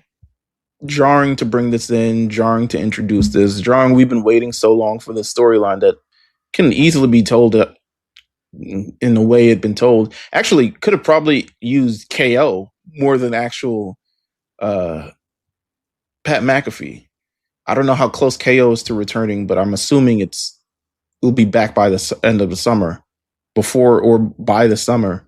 And I felt like he could have been included in this storyline, and just feels very, very strange, the inclusion of them in this. But or Randy would need it, but I don't think you can repeat what you did last year. Yeah. Which is what we're heading towards. I don't think you can repeat it. I don't think you should repeat it. I think it would be a grave mistake to repeat and believe that Randy Orton needs a heel run, knowing that people don't even really want to boo him. And build the roster, have the rosters be victim in his way, have Cody be a victim in his way, and build up. You can't even tell the story once again of Cody winning the championship from Randy. I think you did that once with the Cena thing, and I don't think people were. It's him facing legends every year. I think that would be great. Like he needs to face like somebody like new. He needs to tell news. He needs to be able to tell, and that's why I think made the KO story so compelling more because it was relatively fresh. But Cody having the burden of continuing to face like specters of the past. You know what I'm saying? Like if Jericho came back, would Jericho have, would we be in a great long SummerSlam feud with Jericho? Or he's done this now with Brock. He's done this with Cena. He's done this with Rock. He's done this with, like, at this point, we need to be able to start telling new stories with Cody, develop new rivalries and tell these things. It's one of my things with Punk as well. I think with Punk, the Finn Balor thing was definitely intriguing because it's the first time they ever done that. But I also felt like he needs a new foil in a bad way, and we haven't got one since Drew with him. Roman, yeah. Oh, it's like new and old. It's like a established foil. I get it, but it does work. Ultimately, at the end of the day, what I think is winning this match between Cody Rhodes and Randy Orton, it's Cody. At what point do they keep throwing these insurmountable odds at him to try and like? It's almost like a joke from these guys at TKO to be like, he's not really the guy, is he? It's Randy Orton, isn't it? And it's like, no, like if he were to drop that title, people would legitimately start tuning out again, like they did when Cena had the title. I'll be honest with you. I don't know if they're actually going to Saudi again next year. Does any result from this WrestleMania would even impact a Saudi Arabia WrestleMania at all?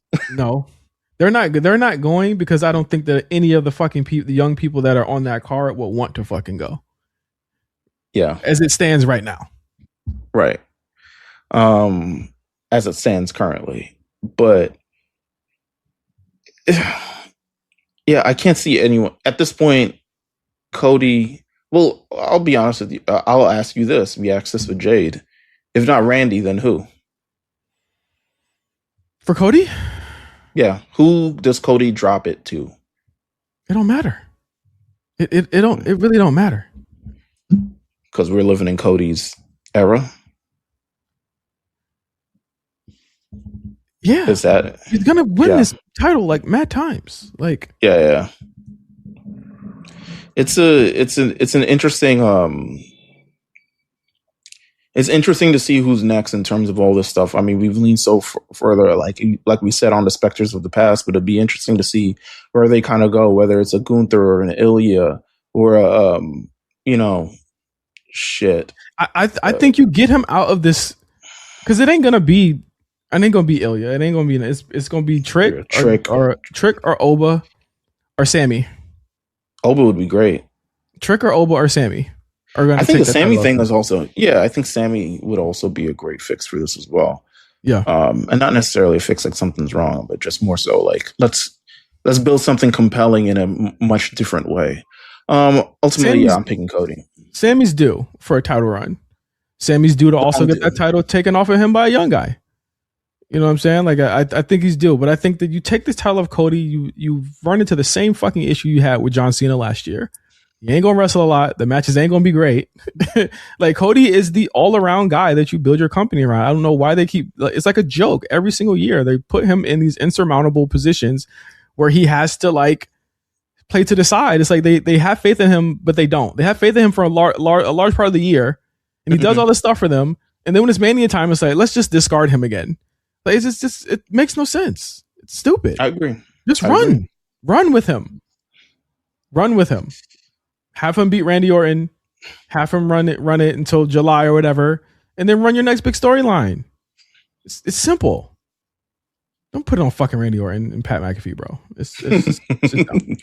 Yeah, I don't think it would get the attention that you're seeking for, especially with fans being so critical of WWE currently as it is. Yeah. Sunday's main event. Yeah. It's been a long time coming, depending on who you ask. CM Punk versus Roman Reigns. We are speaking about this without the final Roman promo, the final Punk promo. Yeah. We called the match already on that. We called it early on that one. I mean, it kind of. I would be shocked if we came after this and somehow Roman cut a superb, scathing, biting masterpiece reflection of CM Punk and his old crotchety character, as he would probably say. I'd be shocked if that were to happen. But what's he wearing? I don't know. Carl Kanai. But either way, CM Punk versus Roman Reigns, a match that we've been sat for and ready to have happen for at least 3 months now. I've already been sold since the first promo, but I think that it's been interesting to see both men not have Punk's last match was Elimination Chamber. He has not wrestled in weeks. Yeah, and it's probably right for doing so. I mean, while I would love for him to continue engage, it's ultimately we're preserving the main event of the show. Yeah, this is what we've hedged all of our bets on, and considering how the WrestleMania season has happened thus far with injuries and all types of unpredictable shit, they're fully in their right to stay after Elimination Chamber. All right, next time you probably wrestle is WrestleMania. I think this feud, it goes back a while. It really, I don't know. There's the idea of these two entities coming into play pretty much happens a while Punk is the guy who's bowing out of WWE. Mm-hmm. And we love the Punk promo, but I'd also be remiss to say it was the most wonderful propaganda ever of that. He picked up and he left because he didn't want to work for this dog food eating old man, where ultimately at the end of the day, he left because he was burnt out. He didn't like the direction of him and his character in WWE. He shat on WWE all the way through. And one of his casualties was Roman Reigns, which he had to then spend a lot of his years trying to come up from under the criticism that CM Punk so loudly put on him. Yeah. So on one hand, it's the greatest propaganda, and I think in the first promo, the "I hate you" promo, that was very much so the grounding point. That's where I thought they were going for years. And there's even a moment, I think it's a Roman Reigns interview with Complex back in the day. I think it's with Complex, where he talks about CM Punk. Oh my God, it was so long ago. It was 2020. He was in AEW or preparing to go to AEW. So I want to say 2021. I wish I had this pulled up. But there we go. Yes, in an interview with Complex. I managed to pull it up.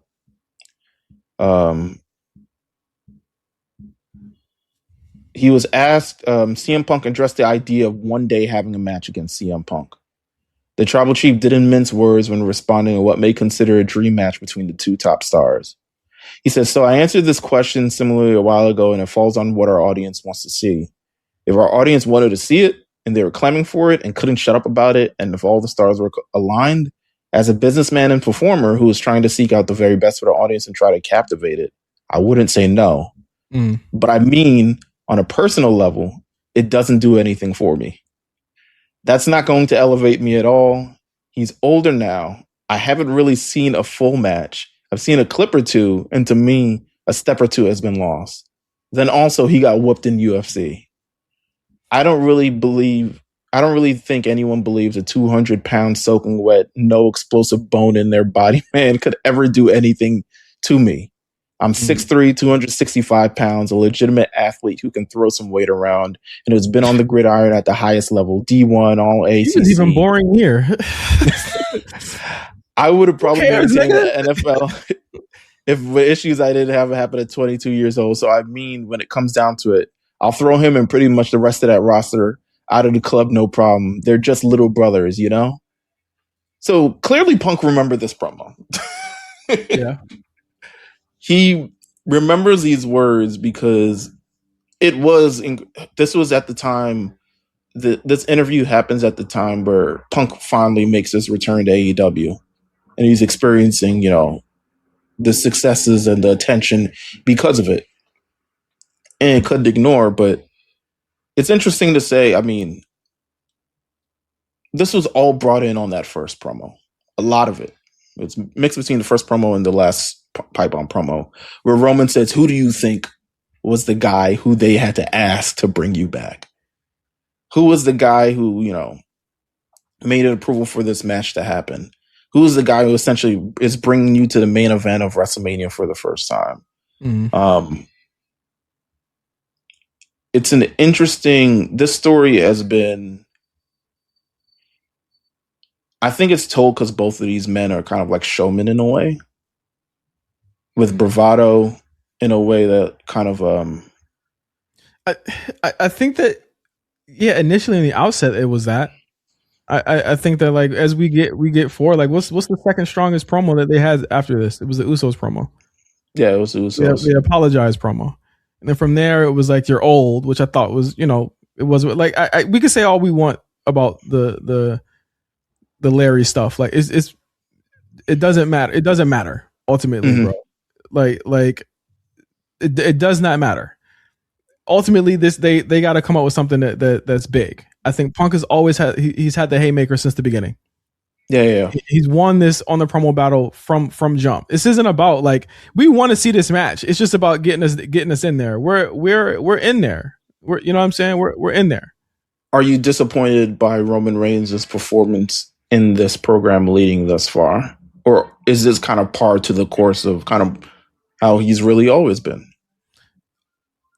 I mean, we've talked about it. I think obviously we're looking back and saying, oh, like whoa, like he's kind of doing his thing, the thing he always does, but it's not really like hitting the same way that it hit before. And I think it's because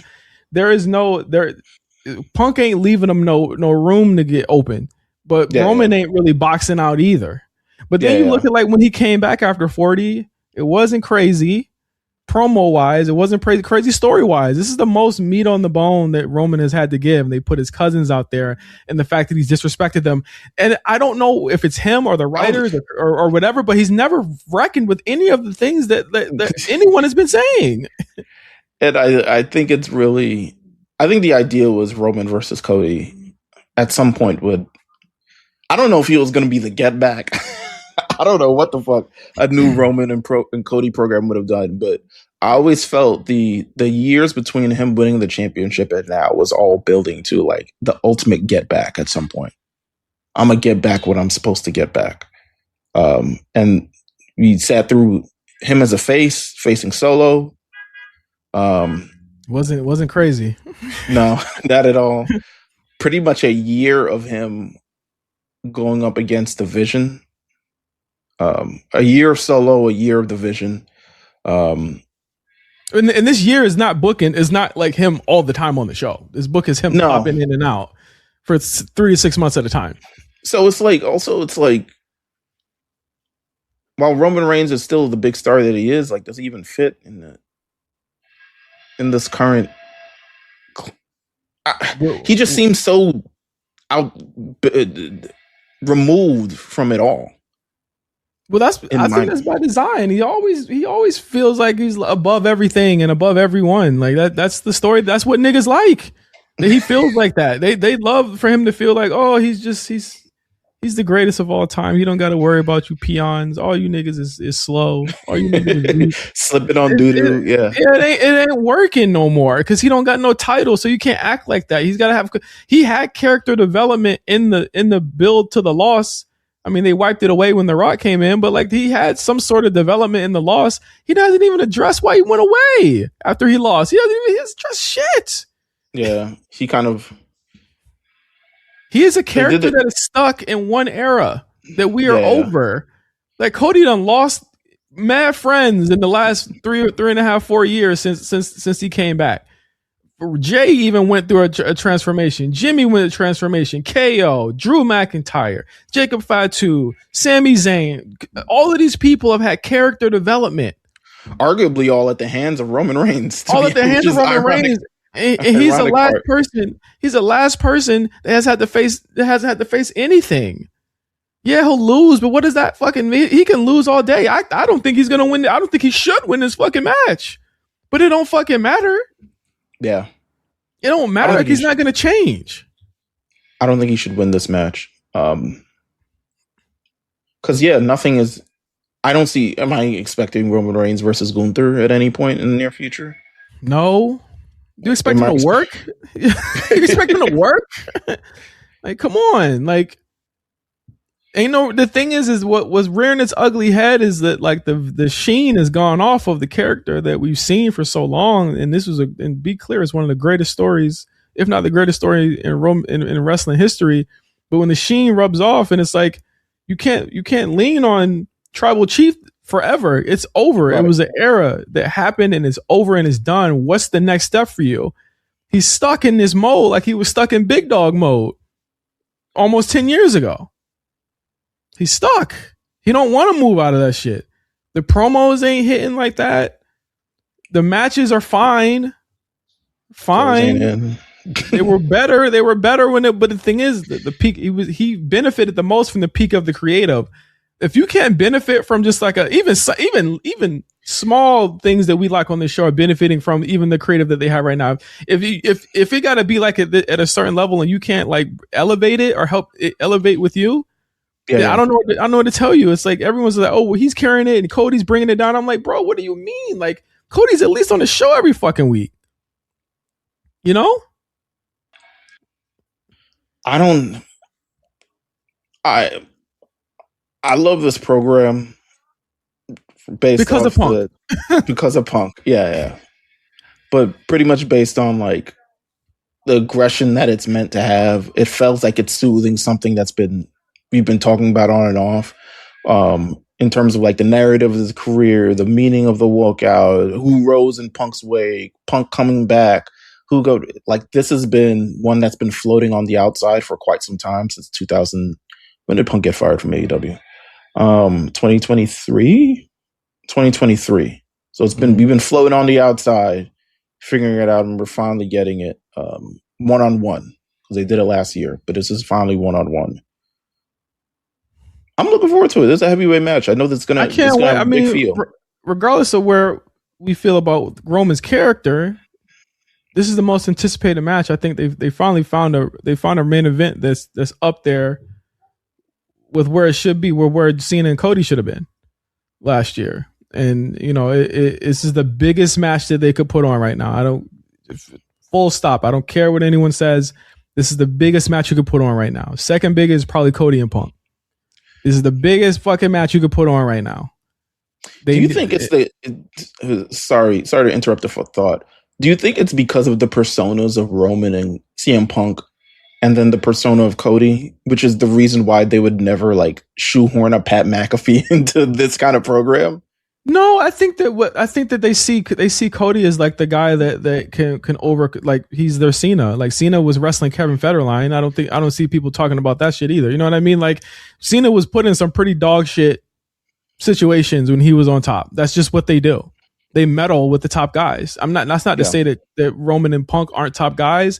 It's that Cody was willing to take those arrows because it just wouldn't seem right. Like Roman obviously has control over what he does, and Cody's obviously a guy that says, okay, I'll go along with it because I'm the QB and I'll take the hits for that. I wish he wouldn't, but that's just the type of person he is. It's his personality. Punk needs to win this match. If Roman wins this match, he is off TV for a considerable amount of time. Do you think there's a road where they're like, do you think we get to Roman versus Braun at some point? Because I do think that's like the next match. I know you're like, I do think It's two there's the people next who have big. like really bad characters, but Yeah. I do think that's next on the horizon, but I don't know if it happens because of this match or it's Braun who dethrones Punk at some point. Because it feels like it's happening one way or the other, and it feels like the initial plans was supposed to be Braun versus Punk. That's what it was reported to be I the don't know if that coronation was of the Braun. initial plan. I feel like this was the plan. I think so too. That's why they beat Braun so many times. This don't seem Braun versus Punk don't seem. It's not. We coming back. We going back to Vegas and we gotta sell it all over again. Yeah, Braun need another year of whatever the hell they trying to do to get him to that point. I think Gunther is definitely an option. Braun could get in the summertime. I think to me the shoe-ins for a title this year is Sammy at some point on either show, Gunther at some point on either show. Even though Gunther I think Gunther is in that rare air like Roman, that he surpassed the title. He don't really need it. He's won it before. Yeah. I think the only one he need to win is the WWE title and he'd be straight. But dethroning Punk is an interesting proposition because it ultimately comes down to, where's Oba going? Where is he going to land? I think to me that makes sense as well for somebody to dethrone Punk. Right. He still don't have a roster, He don't have a roster. You know what I mean? He shouldn't have a roster. In my eyes, he should be wherever his feuds are. He should be. He's an attraction. But yeah, I think Punk should win this match. I don't even worry about him losing the title. I think that'll happen when it's supposed to happen. But Roman loses this. I think they got to take a long, hard look at what they're doing with his character in 2026. I agree. I'm also going to pick CM Punk to win this match. Yeah. Should win this match. I can't see it otherwise, to be honest with you. I don't know what the benefit would be. I don't know how it would all roll out. So I'm picking CM Punk to win this match. Fun thoughts on Mania. It's the biggest weekend. This car looks really great. I'm going to have a blast. 2 days, ESPN, in Vegas again. I'm interested to see what all the other activations and additional content that they have building up to this during the week. Please, no more MAGA shit. It's interesting. The ESPN just posted an article ranking Roman Reigns' top 10 WrestleMania main events. Bottom 3 are trash. Bottom 4. Yeah, he's had some doo-doo main event. At the very least, Cody's had like one like bad one, but he's had 2 classics that overwrite all of it. Yeah. He's had a number 1 is Punk and Rollins and him. But it's interesting. But I'm looking forward to WrestleMania this year. I'm looking forward to see everything that goes down. Ultimately, we want to thank you guys for tuning into our WrestleMania prediction party. As much of a party as it was last year, but we get down. You can find us at youtube.com/TheAShowRNC. You can subscribe to us on patreon.com/TheAShowRNC. You can follow us on Instagram, Twitter. We've got content coming out the wazoo over the week. We got Retro Diary shorts returning once more again. We got all types of clips coming from the show. And we're just going to enjoy WrestleMania, and then we're going to talk about it next week. We're going to talk about our feelings. I think next week should also be a free show. Yeah. Just because to get all of our thoughts out. Yeah, get all of our thoughts out. Get all of our other things out. So you definitely got time. But thank you guys for tuning in. Thank you guys for staying tuned to us. And we'll see you after WrestleMania 42 and whatever the world is after that. Peace, everybody. Peace.